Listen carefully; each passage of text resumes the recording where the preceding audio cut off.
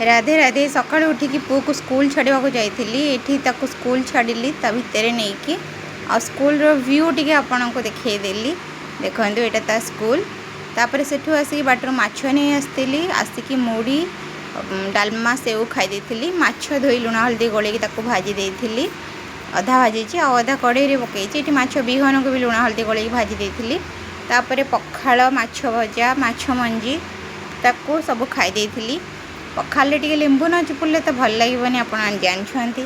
तो लुण लंका रसुण भी सेठी टिके चकड़ी माछ भलसे भजा पखाल खाई देथिली। तापर इवनिंग रे टिके मार्केट जाइथिली। मोर आईब्रो सेव करिवार थिला। आईब्रो सेव कली।